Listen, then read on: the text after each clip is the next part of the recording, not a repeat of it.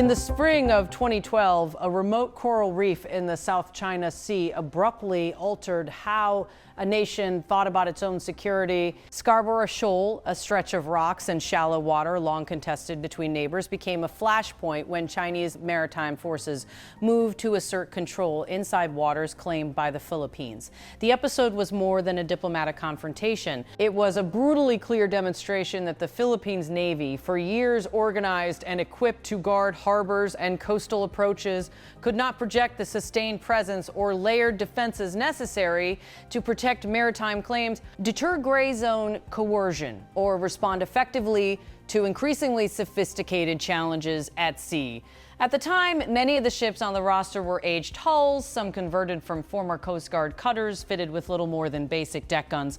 Crews worked with courage. Their platforms were simply underpowered for the tasks that the country's maritime geograph demanded. The Scarborough episode exposed those limitations in stark detail and catalyzed a sea change in defense priorities. What followed was a deliberate, long-term effort to rebuild the fleet, not with symbolic vessels, but with modern, multi-mission warships designed to operate at range, to see farther, and to fight across air, surface, and subsurface domains. That modernization began in earnest with the acquisition of the Jose Rizal-class frigates, a pair of ships that gave the Philippine Navy its first true guided missile capability in decades and signaled Manila's intent to move beyond purely coastal patrol craft. But defense planners knew that meeting future challenges would require ships with more reach, greater defensive depth, and a broader sensor and weapons mix. The answer was the next step in the Navy's evolution, the Miguel Malvar class guided missile frigates,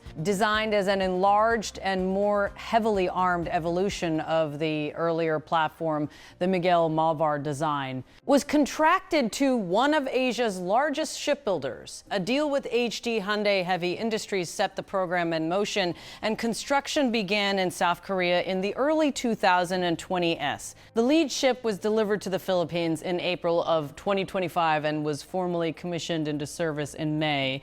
A second sister ship followed later the same year and was placed in commission in December. Both vessels arrived on schedule, a notable achievement in an industry where long delays are common, and they immediately became the most capable surface combatants ever operated by the Philippine Navy. What makes these ships transformational is not a single system, but the integration of multiple advances that together change how Manila can operate at sea. At roughly 3,200 tons of displacement, the class is a mid-sized frigate by international standards, but it brings capabilities the fleet has never seen before. Endurance and range allow these ships to remain at sea for extended patrols, to move far from port, and to sustain a presence in areas of national interest for days and weeks rather than hours. Cruising speeds and propulsion choices give commanders the tactical flexibility to respond across the archipelago and beyond.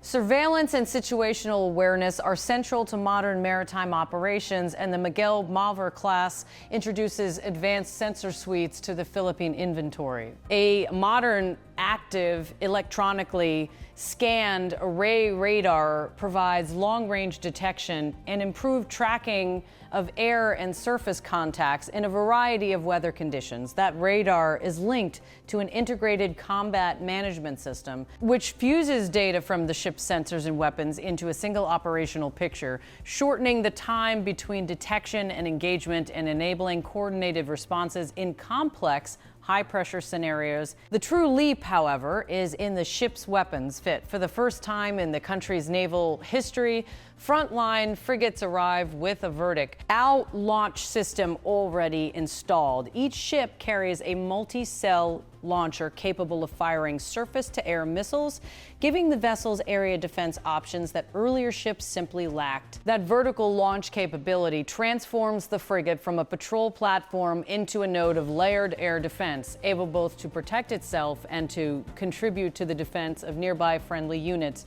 during task group operations. The ships also bring credible anti-surface firepower. An array of anti-ship missiles provides reach against high hostile vessels at significant distances, while a modern 76mm main gun offers rapid, accurate fire against a range of surface and air targets. For close-in defense, an updated point defense system protects the ship from incoming threats at short ranges, and lightweight torpedoes expand the platform's ability to prosecute subsurface contacts. Taken together, these systems give the Miguel Malvar class multi-role combat capability across surface, aerial, and underwater domains, a critical requirement for navies operating in contested littoral theaters. These new frigates do more than add striking power. They also expand the Philippines' capacity to deter in maritime disputes. Deterrence is often as much about presence and persistence as it is about weaponry. A modern frigate that can operate for weeks, protect itself from air attack, track contacts at long distance, and strike hostile ships from beyond the horizon changes the strategic calculus of would-be challengers. That change is precisely what Manila sought, not to confront deliberately or to escalate, but to create credible, ready options that reduce the likelihood that disputes will be decided by coercion or force. The modernization has also been built with coalition operations in mind. Since entering service, the lead ship has participated in joint patrols and exercises with partners sailing alongside United States and Japanese naval units. Those deployments reinforce not only tactical skills and interoperability, but also diplomatic signaling. Working alongside allies and partners extends the deterrent effect of any single ship and demonstrates Manila's willingness to operate in coalition. In recent years, such cooperation has become more routine. Joint training and combined patrols are part of a broader strategy that links capacity building with regional security partnerships. The Miguel Malvar program did not stop at 2 ships. In late 2025, the Philippine government approved an additional procurement to expand the class, signing a follow-on contract for 2 more frigates to be built by the same South Korean shipyard.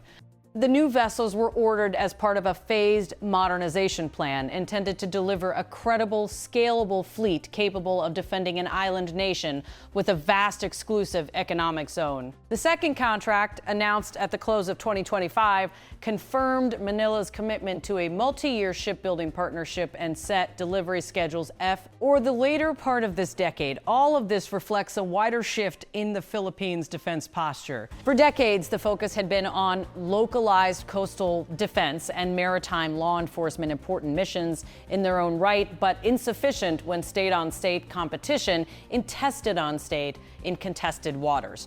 The post-2012 era and the ensuing modernization represents a reorientation toward territorial defense and maritime domain awareness. That means investment not only in hulls and weapons, but also in sensors, sustainment, logistics, and the human capital needed to operate complex platforms at sea. The result is a Navy that is increasingly able to hold ground, to monitor maritime approaches, and to contribute alongside partners to regional stability. Yet the transformation is ongoing and imperfect. Ship numbers remain modest compared with many regional navies, and maintaining a dispersed archipelagic force posture requires more than a handful of high-end frigates.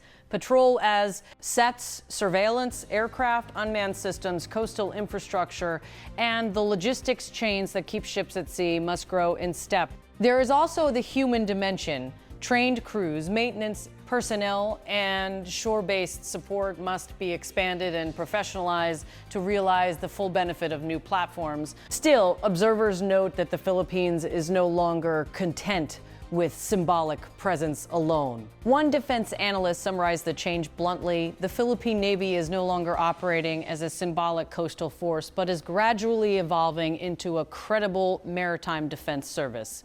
It is a careful distinction. The aim is neither to seek conflict nor to build the biggest navy in the region, but to develop credible capabilities that make coercion a less attractive option for any adversary. In the delicate balance of maritime politics politics, credibility matters. Operationally, the new frigates give commanders a wider set of options. They can conduct longer patrols over remote features in energy-rich areas, maintain persistent surveillance of contested zones, escort combined task groups, and participate in humanitarian and disaster response missions. Their sensor suites improve maritime domain awareness, helping to distinguish between routine commercial activity and more suspicious maneuvers. Their weapons bring layered defense and strike reach, ensuring that a single engagement is neither one-sided nor uncontested. From a strategic perspective, the procurement also reflects a maturing defense industrial relationship between Manila and its partners. Selecting a proven foreign shipbuilder to deliver a repeatable design reduces technical risk and shortens delivery times, while cooperation agreements and training exchanges help transfer knowledge to Philippine personnel. Over time, repeat orders and local industry partnerships can seed a domestic sustainment base, creating jobs and skills that ripple beyond the fleet. There are clear limits to what 2 or 4 your frigates can achieve by themselves. Geographic realities constrain options. The Philippines faces thousands of miles of coastline and a maritime domain punctuated by reefs, shoals, and narrow seaways. Also, the regional security environment remains complex and dynamic, but by changing the baseline by fielding ships that can defend themselves, integrate with partners, and project presence at range, Manila has moved the needle. The modernized Navy does not guarantee security alone, but it increases the country's capacity to shape events, to protect resources, and to uphold international norms at sea. Looking ahead, the challenge for policymakers is to maintain momentum, to keep investing in complementary systems, to grow sustainment and logistics, and to continue deepening interoperability with like-minded partners. Each new ship is an instrument not just of military power, but of policy, a visible sailing statement of intent about what the Philippines values and how far it will go to defend those values. The story that began with a tense standoff at a reef has, in less than a decade and a half, become a more comprehensive narrative about resilience and adaptation. Strategic shocks expose vulnerabilities. Smart responses build capacity. The Miguel Malvar class is one visible outcome of that learning curve, a platform that offers defenders longer reach, sharper sight, and more teeth. It is also a reminder that naval modernization is a marathon, not a sprint. Ship by ship, system by system, a navy becomes more than the sum of its parts. Across the archipelago, sailors now train on new bridges and in new combat systems. Technicians learn to sustain radar arrays and missile cells.